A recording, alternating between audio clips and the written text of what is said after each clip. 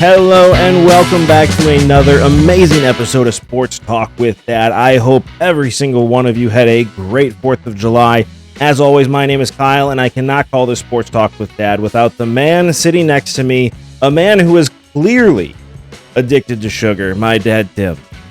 I've told you often that 3/4 of my blood is sugar.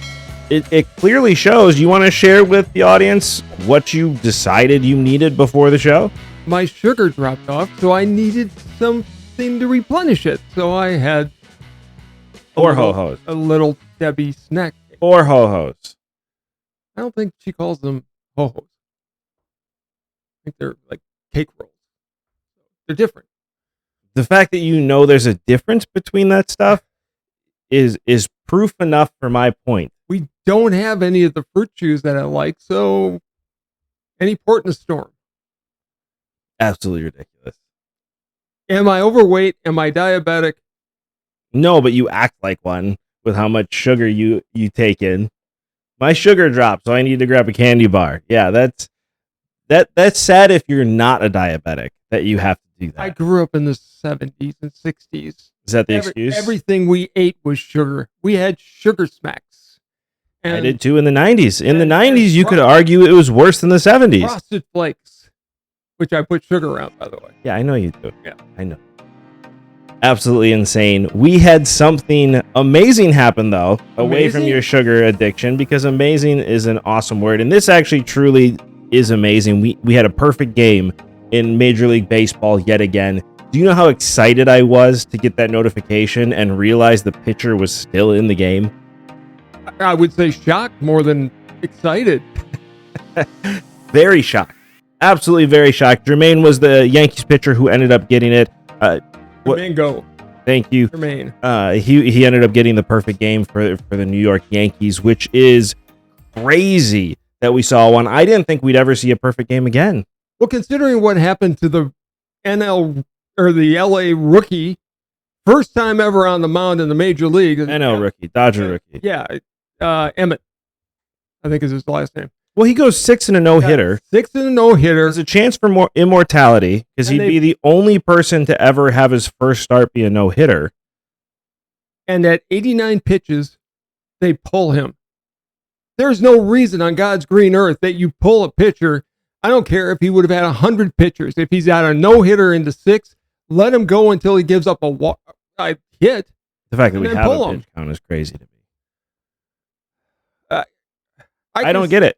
I can see it coming off of injury. You want them, but once they're back and they're healthy and they go until they're not effective anymore. I think of Kerry Wood. Look at Kerry Wood. It was his 5th start. He never would have gotten 12 strikeouts. No. So for those of you that don't know or don't remember, in 98, Kerry Wood, his rookie season, I think it was his 5th start.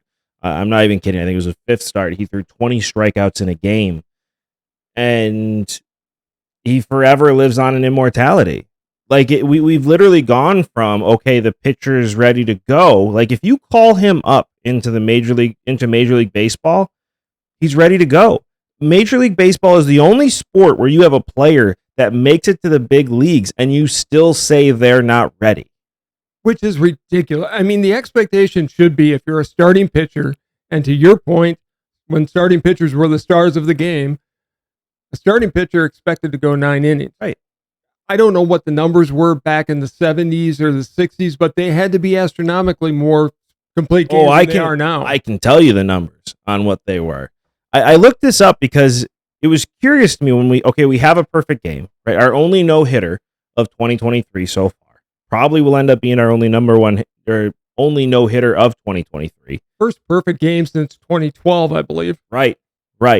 And I mean, I think if you include Galarraga's perfect game, I think that was a little bit sooner, but that's a different story. I still count that as a perfect game that I got to watch on television, even though Jim Joyce unfortunately took it away from Galarraga. I can't even say his name. Jim Joyce, in his defense, immediately called for it to be overturned and be marked a perfect game. Right. But there's been a trend in baseball for a long time, and it's really been exacerbated the last 10 years or so. So if we go back to 1974, do you know how many complete games, not even no hitters, if we just go to complete games, pitchers going the distance, which was always, even when I was a kid, that was your goal. It was not to necessarily strike out everybody, but it was to go 9. You wanted to finish the game. You want to finish what you started. Correct. The whole Rocky thing. I don't got to win, but I got to go 9. That means I did. I guess his was 15. But you get what I'm trying to say. But 1974, let's start this way. I'm going to reverse this a little bit. This year, how many complete games have happened this year? 10. Close. Not really. 18. That's 18 complete games. Halfway. Last year, there were 36.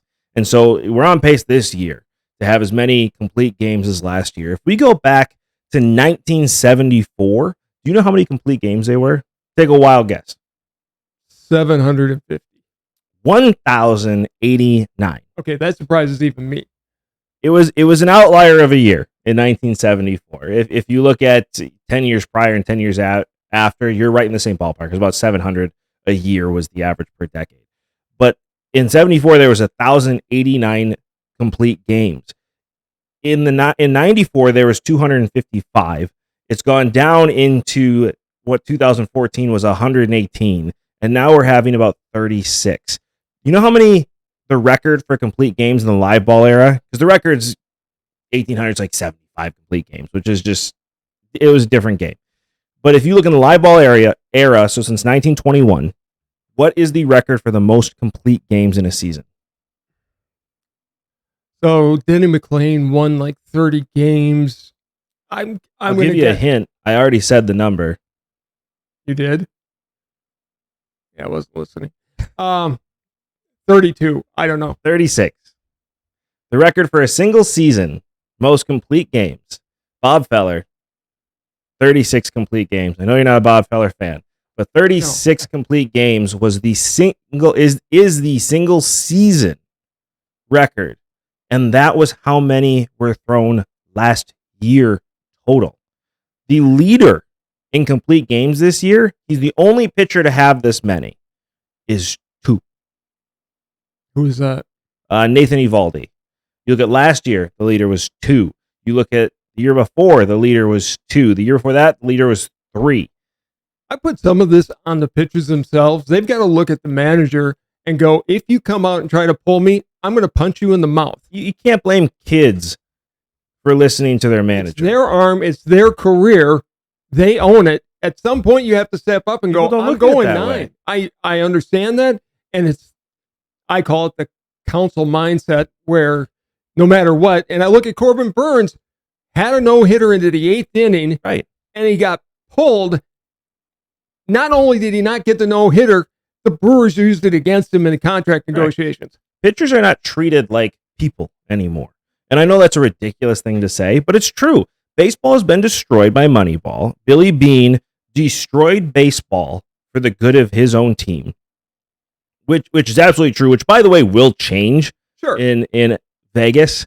You start watching, all of a sudden, the A's have money, and they're going to start spending that money. Of course they are. But Billy Beane ruined baseball for the good of his own team for a couple of seasons, and it hasn't even worked most years, which boggles my mind. It worked 1 year when they lost Damon, when they lost whoever else was on that team.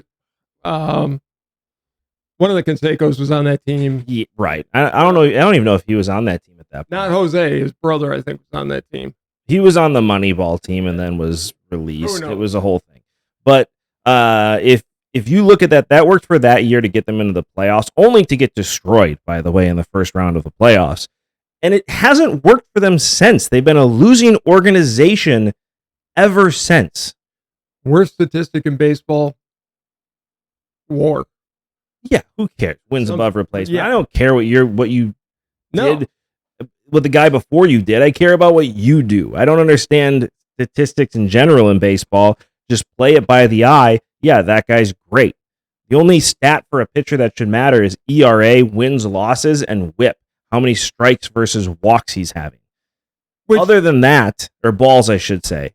Other than that, who cares what pitchers are doing? The only stats that should matter for hitters is batting average, home runs, how singles, Stolen doubles, bases. stolen bases, and slugging percentage, and even OPS you can look at. But other than that, who cares? I mean, here's my problem. If you're a pitcher, the worst statistic that they go by is what's his pitch count. I don't care. How does he look on the field? Is he still dominating? I'm sure this kid Emmett in Los Angeles, and I saw the last inning or so, he looked fine. He looked strong. He was ready to go. And he's ready to go. If he gives up a hit in the seventh, okay, fine. Pull him. Right. And if you're called up, not a September call up, that's different. But if you're called up before September, where this is actually going to be your rookie season, is it? You better be ready to go. Listen, September call up to me is like a preseason in football, right? Because especially if you're on a losing team, you're giving the kids a taste of Major League Baseball, and then you're going to them up next year. That's the idea of a September call up. But if you're calling them up, be ready to pitch. Be ready to pitch. Let's see what you got. Right. Which means if he's having a good game, let him go to the distance. Listen, I think you could do that too. If you have a NFL quarterback or wide receiver in preseason, you can let them go the distance too in the preseason. But I'm just saying, September call-ups I look at a little bit different, especially for losing organizations. Let's compare this. Quarterback is, in my mind, is very similar to a pitcher in baseball. Right. Could you ever imagine a quarterback being pulled out just because he had gotten to 35 throws in a game? No. Could you look at basketball? Could you imagine somebody you have in your lineup only going, not playing the fourth quarter because of how many shots he had taken? Baseball's got to get out of their own way. And I'll bring up another thing that's been driving me nuts. And this whole decision by New York is got to stop. I watched a play. It was Texas versus the White Sox. The catcher for Texas, let me make sure I get his name right. It's a scary thing when you take it. Yeah, I know. His last name is Heim, Heim. He was a catcher for Texas. I can't read my own writing for his first name. I think it's Jordan or John. Continue. Anyway, made a perfect play. He had the plate blocked. The White Sox runner, who, and again, Elvis Andres, came in, had a lane, could have gotten his hand on the plate, but he didn't. Right. Umpire called him out. They appealed it, and it went to New York. New York overturned it on a violation, saying that the catcher didn't allow him the lane, which was bullshit. Correct. He had his foot in front of the base, which he's allowed to do. He was behind the bag, or the base, I should say, the plate, but he wasn't impeding the runner at all. He played it by the rule. He did nothing wrong. He played a perfect catcher's position. Right. But with Major League Baseball, again, Major League Baseball is confused at what brings people to the game. They think you should just give them the plate, which is wrong. The catcher has every right to block that plate, which this guy did in spades, and the runner still could have gotten in. As a matter of fact, when I watched the replay, I think the tag might have been a little late, but no, he was out by a mile. But where did he put the tag on? His hand might have slid in underneath. However, the umpire saw it, called him out. My problem is New York shouldn't have gotten involved. They aren't there. Watching a replay and turning something over on violation, that's not baseball. That's ridiculous. Listen, when they started the replay, I said this, and I think it's still to this day, you should have an umpire that's there on the field watching the game that should be able to overturn the call. Sending it back to New York is a joke. I like the replay system. I do. But I agree for home runs, for egregious calls. But on this one, this was just a perfect play, and he was out. He was out. There's too many rules in baseball. Go back to what it was. Buster Posey got hurt because he made a stupid play by putting his leg down, and that's why he got hurt. That's all it was. He played the position incorrectly. Right. You don't put your leg hanging out there because you're asking for yourself to have your leg broken. You didn't change it when somebody's career was ruined in the All-Star game in, what was it, the 70s or 80s? 74, 75, when 70s. Rose bowled over Ray Fosse. I was watching the game. Right. You didn't change the rules then. Why are you changing the rules now? And that was also a clean play. Fossey had the plate blocked. He had the ball in his glove. Rose bowled him over. My argument during that game, it was an all-star game. It's an exhibition. Ruined Fossey's career. People have got all upset about it, but in the end of it, Rose played the game hard. He didn't give an inch. Fossey stood there. He took it. Clean play. And that's the end of it. Yeah. Rose could have also slid and got between him, and he was safe either way. I think that was another part of it. Pete Rose did it to be an asshole. But Pete Rose was a hard-nosed player. Would Ty Cobb have done the same thing? Probably. Would Jackie Robinson have done the same thing? Who knows? I mean, the fact is, in this case, getting back to the Texas and White Sox game, it was a perfect play by the catcher. It was. We've seen that twice this year where there's been violations named where there weren't any violations. They were perfect plays. What do you want the catcher to do? Get out of the way. This isn't football. Get out of the way. No. Well, and here's the thing. Basketball is boring when people aren't scoring. So they change the rules to make sure the scoring is happening. Football, they make the scoring happening because of fantasy, right? Fantasy is very big in football, and so they want to up the scoring because of fantasy football players, so they change the rules for that. Baseball is not entertaining when people score a bunch of runs. In fact, in baseball, that makes the game take a lot longer. And it's more boring, and you took away the most exciting game in all of baseball is the play at the plate. Yep. It's the only contact you have in the game. It is. Well, really it is. And the only chance for contact. Right. And in this case, you're protecting the player and all the padding. This wasn't even that close. There was nobody trying to bowl anybody over. He caught the ball, he turned, he put the tag down, the runner's out. Let's move on with our lives. Perfect play. I mean, again, baseball overreacting to My voice things. is getting high because I'm getting excited about this. It's ridiculous that baseball is doing this to themselves. They changed it over one play. That's all it was. It had never happened before. They changed it over one play because of one player.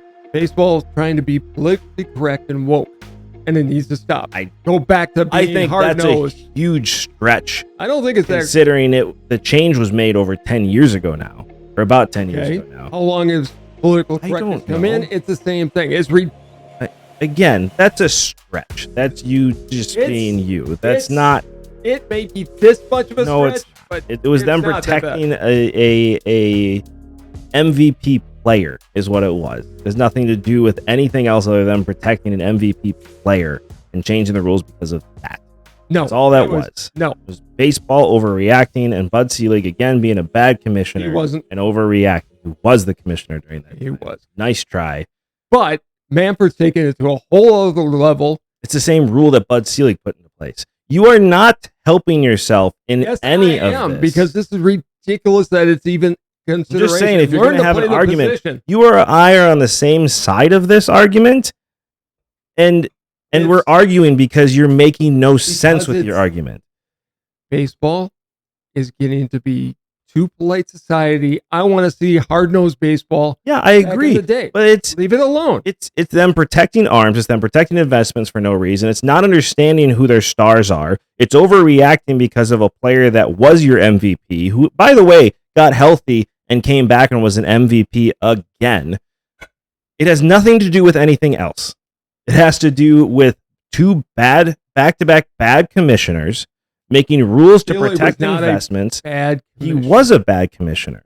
He allowed the strike in 1994. He allowed steroids to happen and then turned on his players. No, wait a minute. Back that up. He didn't allow it. Baseball had Don Fear at the time. They were the strongest union. It took the players to stand up to their union to get steroids out of baseball. Otherwise, the commissioner's hands were tied. He had testing in the minor leagues where he had control. He didn't have control in the major league. Oh, but he sure as hell was happy to allow 1998 to happen, knowing very well that McGuire and Sosa were both on steroids. By the way, he was knowing Barry Bonds was a steroid user. He was sure there when Barry Bonds broke the record. Don Fear wouldn't allow the testing to get the drugs out of baseball. For somebody who wanted to get quote-unquote steroids out of baseball, he was sure happy to celebrate Barry Bonds, who had been suspended for steroids, right before he broke the record. If he really cared about the steroid issue, he would have not shown up and not celebrated the Barry Bonds record. He needed the players' union to buy in on that, and it wasn't until the players stepped up, and thank God the players did. That's the only reason the game got cleaned up. Commissioner couldn't do anything without the players except in the minor league. Sure, he could have. He can't. He could have yelled from the mountaintops that steroids were happening in baseball. In 1998, when records were being broken, he was there for every single game for Sosa and McGuire when those home runs were hit. He could have, at that time, said, I believe steroids are being used in baseball. He could have done that at any point. He was the commissioner, but he didn't. Why? Because money was coming into baseball, and he was excited that that was happening because he screwed up in 94 with that strike and allowed steroids to save his ass because he would have gone down in history as the worst commissioner of all time and still should go down as one of the worst commissioners of all time. Without Selig doing what he did, we don't have the game we have today. He could have done that years before. He wasn't the commissioner years before. He was the commissioner in 94. He with was. The strike. He was the commissioner in 98. He was the commissioner when Barry Bonds broke the home run record after he was on the Mitchell report and after he had been suspended in the Balco scandal. He let one of his best friends lose his record. I'm not arguing that. I'm just saying Selig's record as commissioner is very muddled. Really? So Selig, as soon as he gets in, right, as commissioner, starts putting testing in the minor leagues, right? He looked at Don Fehr and said, we need to put this in Major League Baseball. But he didn't say a word out into the public. Yes, he didn't. He was not complaining about this. If this was really an issue in Bud Selig's mind at the time, he would have been calling for this time and time and time again. But instead, he allows 98 to happen without saying a word. He brings the steroid testing, by the way, ruining his own sport and the thing that saved his own sport by making this a public mockery where he didn't prepare any of his players for those congressional hearings and left them out to dry. And then when Barry Bonds is breaking the record, something he claims to hate, by the way, because he hates steroids, right? And you have a player who has been named in this report that was never supposed to be released, by the way, and then was suspended in the whole Balco scandal where he was using quote-unquote, whatever it's called, quote-unquote creams only. Yet you sit there, you force Hank Aaron to record a message, you force Hank Aaron to be a part of this whole thing, who's supposed to be one of your best friends in the entire world. I said that already. And you sit there and cheer as he hits home runs and breaks this record. You sit there and cheer as he hits 73. You do nothing to roll him back, but yet you hate steroids? Come on. Bud Selig is one of the most slimy, worst commissioners that has ever been in baseball. Period. I will never say that. Period. I will never say that. And you know why I will never say that. I get it. He brought the Brewers to Milwaukee. He brought a team to Milwaukee. Blah, blah, blah, blah, blah. It doesn't change the fact that he was not a good commissioner. He allowed the game to be ruined long term so he could save face because of the mistakes he made in 94. You accuse me of being simplistic. You're being simplistic as well because there's nothing complicated about this. Yes, there actually is. There's not. There is because he could do nothing and he was trying to work with Don Fehr. You were a kid back then. He was trying to get it out. Don Fehr wasn't letting that happen. I was a kid who was brought into baseball and then had everything in my childhood that I loved about baseball, what brought me into the game, destroyed. They destroyed the image of the game for anybody that watched baseball in the 90s. I'm not arguing that. I'm just saying it's more complicated. Bud Selig, it's not. Steroids were huge in the NFL in the 80s, right? They were everywhere. Especially the Raiders. They don't Every care. single person's on performance-enhancing drugs in sports because why would you take a substance if it wasn't performance-enhancing? We've had that conversation. But it was huge in the 80s, right? The NFL just started putting testing in. They didn't talk about it. They let their players know, hey, more testing is coming in. They didn't bash any of their players. They didn't make it a whole thing. They just started putting in testing. They suspended people, and that was the end of it. I hate steroids because it ruined the one thing that was great about, and the biggest difference between baseball and football are the numbers. Baseball's two greatest records were stolen from Roger Maris and from Hank Aaron. And you know who sat there and allowed it to happen? I'm not arguing that, Kyle. I'm really not. I'm just saying it's more complicated than you're making it seem, because It's not. union, it really is, because that union wasn't. Don Fear is just as much a villain in this as Bud Selig was. Fine. But this could have been more out in the open from the word go, or Bud Selig could have kept his mouth shut. He should have never allowed, because Bud Selig is the reason that Mitchell report got released. Period.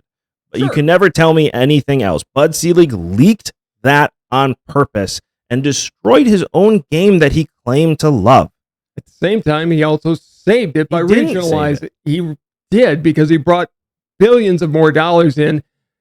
And unfortunately, it led to a very weak commissioner that we have now. It led to the game we have now. He brought in revenue sharing without any stipulations that money had to be spent on players. He brought in a regionalized game with no plan to bring it national again. He destroyed his own team that he brought to Milwaukee, by the way, to make them an example. Of a He small didn't market care. team. It was an ego of him getting done what he wanted to do. I still What he think thought was right. he did certain things. that were Every good, man and did what was certainly right did. in his own eyes, and what it leads to always is bad things. Bud Selig didn't listen to anybody else. He did everything the way he wanted to do it. He never worked with Don Fear once to talk about this. He just said, this is how it's going to be, and I'm going to do whatever I can to make this happen. He tried Threw his own players under the bus in order to make a point. For years. Bull. No bull. This I is was my there. way or the highway. This is That's my way or the That's highway. exactly what Don Fear said. Listen, there can be two enemies to this, right? But let's saved not pretend that Bud Selig was a the good savior of the commissioner. game? Who is the savior of the game? The players themselves saved the game. In 98. No, it was in 2000. It was after 98. In 98. It was after 98. After Bud Selig had thrown his players all under the bus, and really the players didn't have a choice. You look at what happened with Judge Landis, as bad of a person as he might have been personally, he saw the issue with gambling and made the hard decisions and moved forward. He said, this is not allowed in baseball, and changed the game. He not only did he stop gambling, but he had a plan to bring the game forward with the live ball era. He said, listen, this is what we're going to do to change this game, to make this disappear. We're going to suspend these players. We're not going to talk about it again, and we're going to move on this way. Bud Selig had no plan for that. He just yelled and screamed in the end after celebrating these players. Then all of a sudden they're villains, again, leaving his players out to dry. It was just bad, and no plan for the future to fix this. Bud Selig was a bad commissioner. He was a very mixed commissioner. I'll grant you that. He did some good things. He did a lot. Don't sit here and celebrate things in one hand and say things are terrible in the other. You don't. And you don't throw the players that bring people to your sport under the bus like that. Talk to their union, who is the one that would not absolutely refuse to allow I'm not going to blame somebody who's protecting players who makes the money versus both billionaire owners. I'm putting both of them under the bus. Selig and Fear couldn't get together on testing, and that's why 98 happened. Fear would not even talk to him about Selig that. Loved that 98 happened. He was there for every game. He had to recover. Right, because of the mistakes he made in 94. He allowed his ego to take over. From a former owner, he should have known that. He had an ego against the players coming into it with a twisted mind from what was happening to his own team, and then brought that to the table, was all for these owners rather than being a commissioner. It's why an owner should never be a commissioner, because he only had one side of the argument and refused to see it from the players' sides, who had valid points in 94. What have I said for years? The commissioner should be paid by the players and the owners. Correct. But you allow an owner to be there, and he came into 94 only seeing the owner's side, refusing to have conversations, not being the moderator that he needed to be, which is all he's supposed to be, and allowed 94 to happen. He cost Montreal a team. That's now in Washington. Montreal. Sure, he did, because Montreal. No, they had no attendance at the time. They were about to win the World Series. They were the best team in baseball. They were in 94.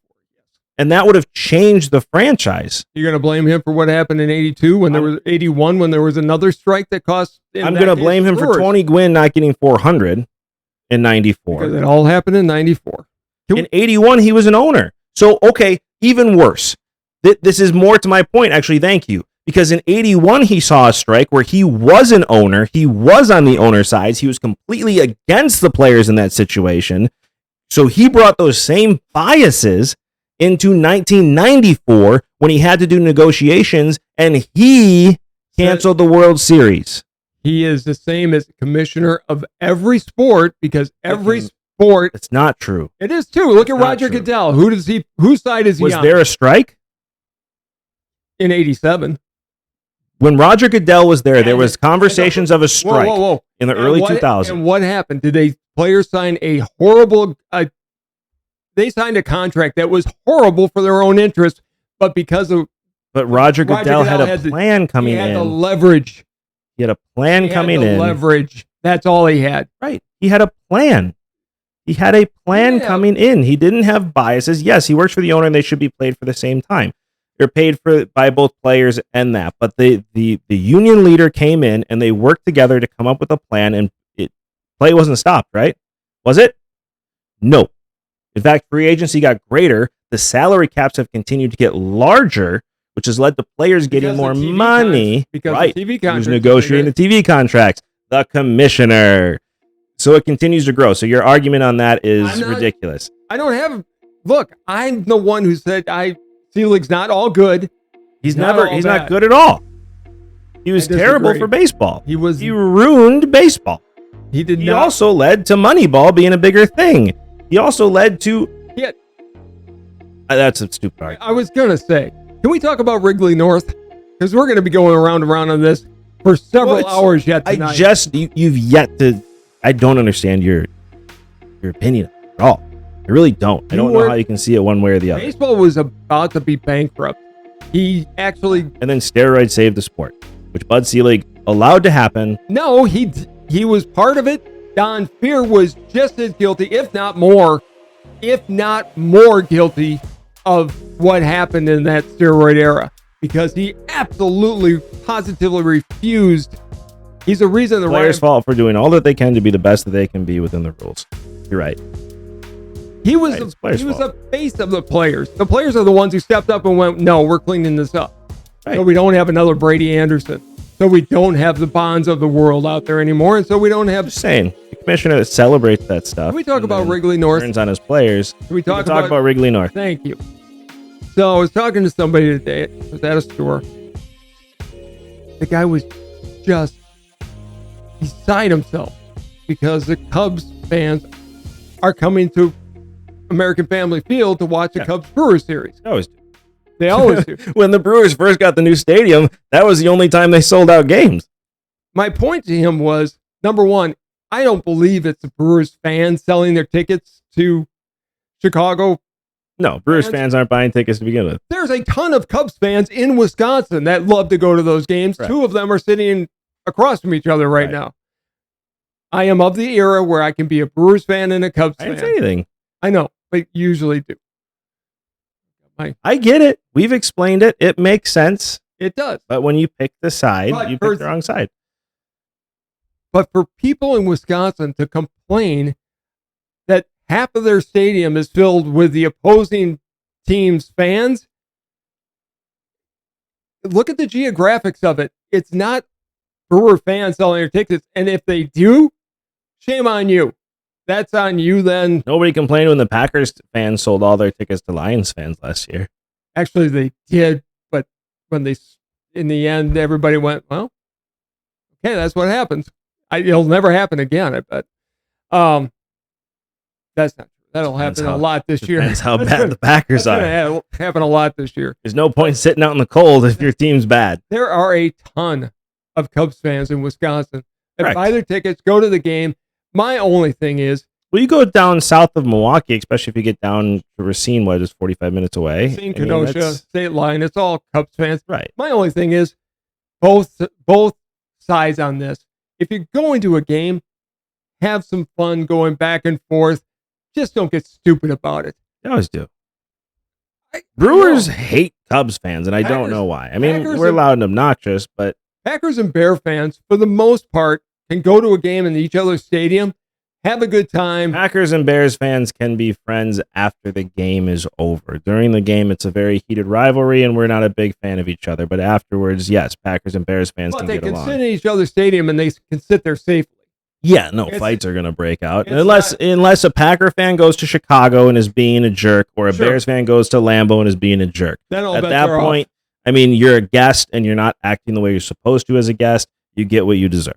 Correct. I still think the absolute worst example of a homer crowd was when we went to a Packer Tampa Bay game, and the Buccaneer fans down there, They're Just- bad fans. they were terrible to a Packer fan, and it was a couple kids. two kids just going to a game, Right. And they just were Tampa has awful. bad fans. But in the case of Brewer fans and Cubs fans going to a game in Miller or in AmFam Field, I almost called it the wrong name again. In AmFam in Milwaukee, get over it. It's They going to won't. happen. They get mad. They tried to make rules to stop Cubs fans from coming to the games. Listen, this is when you're selling out your games. This is when you're making a lot of money. Like they're going to be there. We're going to be there. Cubs fans are going to go to those Sure. games, and they're going to be loud, and they're going to cheer for their team. And especially, I've been to several Cubs Brewers games, especially 10 years ago, where there was 75% Cubs fans. Guess what? We have the home field advantage at that point, so we get to be loud. We're now the home team. And Brewer fans get this huge chip on their shoulder, and they start some of the fights. I've seen more Brewer fans start fights than I've ever seen Cub fans. Correct. Cub fans go there. It's the old thing between St. Louis and the Cubs. Is it a rivalry? Is it a rivalry when St. Louis is a hammer To the and Brewers, the Cubs are it's the a- nail? To the Brewers, it's a rivalry. Again, the Cubs have been the hammer for most of that relationship, and the Brewers have been the nail. So Pretty yeah, even. it I is mean, fun. normally the Cubs and Brewers are pretty bad together. Let's be honest. But this year they're actually fighting for the division They lead. should. But they are. But they have the last few years, though. I mean, if you look at the last They've- 5 they've- years, there's been twice that they've been fighting for the They've division had some lead. good. They've had some good teams. Brewers fans take it much more seriously. It's like than Cubs Chicago and fans. Cardinals fans. It's Yeah. like, yeah, I see the Cardinals as our most hated rival. Cardinals Cardinals fans don't even pay attention to the Cubs. they just laugh at the Cubs. Correct. I understand my part in that relationship of that rivalry. I don't get mad at St. Louis fans for not seeing the Cubs as a true rival. And oh, by the way, Cubs fans go to St. Louis fans or go to Busch Stadium a lot when they can get the tickets. Right. Different situation. Brewers fans have the same drive, by the way, to Wrigley. Sure. Now, I wouldn't. It's a little bit of a different scenario down there. Parking's Chicago's not exactly easy. Parking's not easy, but you can take the L. I mean, straight from Milwaukee, you can take the train pretty much right to Wrigley. It's If a I pretty live- easy If I Easy live ride. on the north side and I can drive to American Family Field with that huge parking lot, yeah. park my own car, I'm get just out saying, after the Brewers game. fans can do the same thing. It's easier. And I think they do to a certain extent. Oh, they don't. I said to a certain extent. Brewer fans go to Wrigley. There's 10. There's more than There are not a lot of Brewers fans that go to Wrigley Field. That's not true. Not to the way Cubs fans that. flood Well, no. into American Family Field. It's a shorter drive. It's a shorter drive if you live on the north side. Food is much better at American Family Field. I don't like the stadium as much. Food The is great. stadium's garbage. I mean, Wrigley Field's a dump. I'm not somebody who's going to sit here and say Wrigley- it's not, but it's classic stadium, and it's an experience for sure. The food It's at one of the best baseball experiences you could ever have. the food in American Family Field. A brat with secret stadium sauce may be the best food in all Okay. of baseball. Would you rather go to Wrigley or American Family Field to watch a game? That's an unfair question to me. No, it's not. It Would is you too. rather I'll go to Wrigley all day long Right. and twice so on that Sunday. way it's not that important. I love the food at AmFam Park. Right. But but it's the smallest part of it, and so your argument is pointless. Better to not watch a game pointless. at Wrigley. If I'm a Cubs fan in Northern Illinois, I'm going up to I am AmFam where you too. can get tickets easier. I'm with you. I'm just saying, like, your argument is food is the reason to go there. Like, Well, it's still it's a bad great stadium to reason go to and go watch. to American Family. Good No, it's food. Good food. It's fine food. It's ballpark food. No, Secret Stadium sauce is outstanding. It's a brat. With sauce. The food's best when you're tailgating. I mean, that's what makes it special. That's why Cubs fans like going to American Family Field more than anything. Yes. It's because before the game, you go there, you sit there, you grill out. Some moron puts their grill still on underneath their car and starts their car on fire at least 10 times a year. Happens every season. At least 10 a year. People start the car on fire because they put a grill that's still lit underneath their car, or at least still hot. Yeah, hot coals underneath a gas tank. Brilliant. That was a brilliant idea. I've seen a car on fire. And So that's have I. exactly what it was. It's like, wow. That's a dumb thing to do. That's one of those where you wish you were Well, Bill it's too hot to put it in the car right now, so I'm going to put it under my car. That's one of the Bill Engvalls where here's your sign.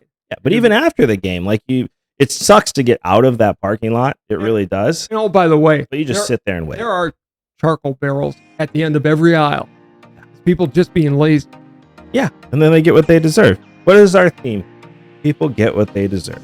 Like Bud Selig being known as the worst commissioner in all of baseball. I do have a question for you. I know you guys don't want to talk about, but I do have a question for you. So there are 2 summer competitions that happen, right? One with the greatest sports theme song of all time, and one that is as American gets. I am talking about the hot dog eating contest. Oh, don't even. And the Tour de France. That's not. Is that a sport? Cycling? Yeah, Freddie Mercury wrote a song about Yeah, that. that's what I'm saying. Greatest theme song of all time. Yeah. It's written by Queen. Thank you for getting my reference. I did. But which would you rather compete in? If you had to choose, you have to. You don't have a choice. And you have to try in both. You have to actually give it your all in both. Which would you rather compete in? The Tour de France or the hot dog eating contest? Even with my surgically repaired hips and shoulders, give me the bike race all day long over trying to put hot dogs in glasses of water so it'll go down my throat. Well, you don't put the hot dogs in, you put the bun in. Then you're putting mushy bun in your mouth. No, God, You'd rather compete in the Tour de France, going uphill, going through mountains, going all around, versus if I had 10 minutes of eating as many hot dogs as you can. If I had to go through fire, I would rather do that than anything to do with that stupid hot dog eating contest. Really? I would much rather do the hot dog eating contest. I've seen what the legs of people look like after the Tour de France. I don't think, what is it, like a 5 to 7 day competition? I don't even know. I think it's like a month. It's not that long. Yeah. Look it up. That's what I'm doing. How long is the Tour de France? This is always such good broadcasting when you do this. How long is Tour de France? How many miles? A lot of miles, though. 2,116 miles. Yeah. How many days? 23 days. I'm sorry, Dad. You were right. I was wrong. I won't say it because it's not actually a month. It's 23 days. But you were right. It's 23 days to go. Mark this. 2,100. Mark this. He said I was right. So you have a whole month to go 2,000 miles, or I have 10 minutes to shove as many hot dogs down my throat as I can. I will ride the bike as much as it would hurt. If I had to go in there cold right now with no training, I would rather ride the bike than do that stupid hot dog eating contest. Oh, I'd rather do the hot dog eating contest. Oh, that is just so gross. Although the women's competition, I didn't see the men's, but I saw the women's this year, and the lady who won it 100% almost puked on the last couple of hot dogs, and I had to walk away. It made my stomach very upset to watch her struggle through eating those hot dogs. It is the most American contest on the It's as American as American gets. It is. Nathan's hot dogs. Just the definition of gluttony. Yeah. It's a beautiful thing. You know, they do those eating contests for things like mayonnaise. Yeah, well, remember when I was younger, they only did it once because it was so gross and so hard to watch. They never did it again on national television. I think it was NBC did the Glutton Bowl. You remember watching that? I remember. Where people were eating bowls of mayonnaise as much as they could. They were eating sticks of butter. That actually made mom puke. But you let us know what you think in the comments below. Which would you rather do? Would you rather do the hot dog eating contest, which is 10 minutes of eating as many hot dogs as you can. And again, you have to try. You have to get yourself to the point where you're ready to puke, eating as many hot dogs as you can. And then suffering for 3 or 4 weeks afterwards. Or, it won't be that bad. It wouldn't be. Or do the Tour de France, which is 23 days of biking 2,116 miles up mountains, not hills, up mountains. Mountains. All day long. I would rather mountains. I'd rather die. And again, you have to try. You have to, and that one too, get yourself to the point of puking. I would rather do that than try to eat 60 hot dogs. You let me know what you think in the comments And below. I love hot dogs. While you're down there, don't forget to like, subscribe, and hit that notification bell so you get to enjoy this show as much as we enjoy making it. It's Nathan's. It's the best hot dogs. If there was ketchup, I think I could compete in that competition. Just saying. Just saying. But it has been an amazing show. As always, we really appreciate you watching, and walking while you're watching. But as always, you cannot have a conversation with your father without your dad getting the last word. So it is all you. So Wisconsin was very fortunate over the last weekend. They had the USGA Senior Golf Open here. You had the likes of Steve Stricker, Jerry Kelly, and it was an amazing weekend. What was even more amazing was the winner was actually Bernhard Langer at the age of 65. Great name, by the way.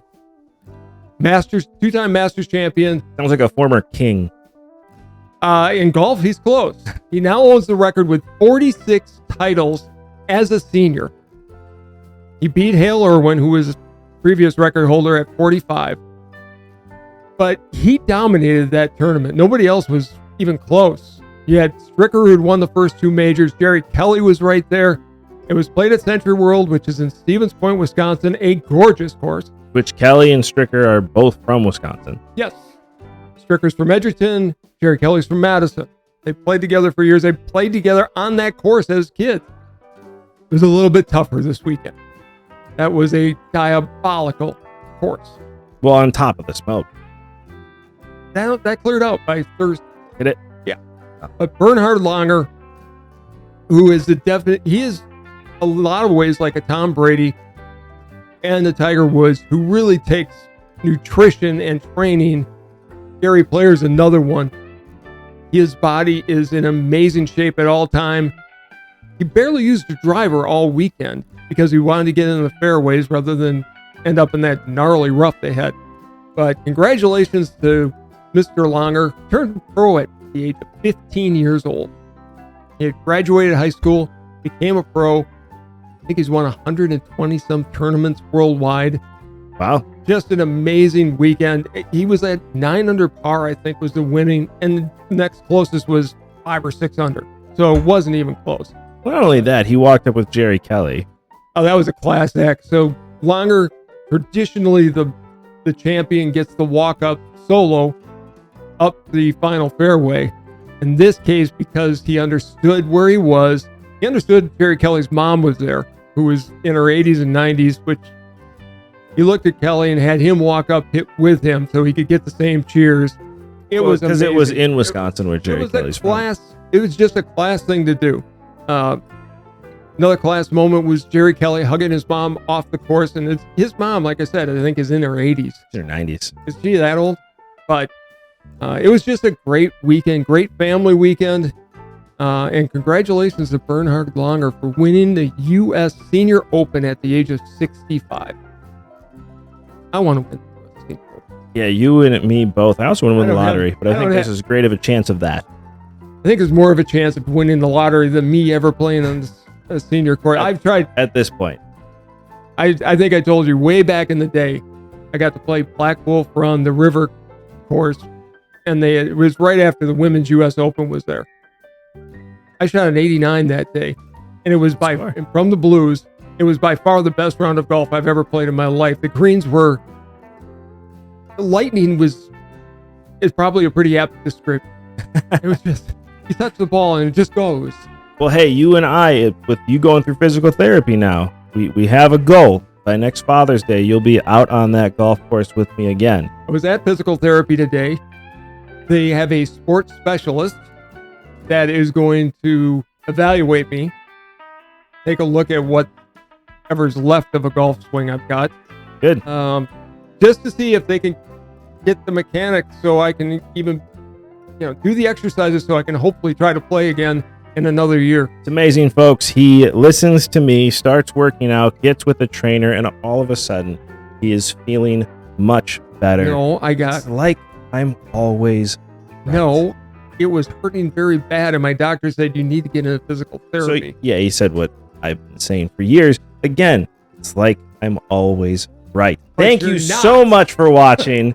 As always, we really appreciate you being here. 56,000 subscribers. Do not forget that if we get to 100,000 subscribers by December 31st, this man gets a tattoo, and we will film it for you as well. Like I said before, thank you for watching. This has been Sports Talk with Dad. Bye, everybody.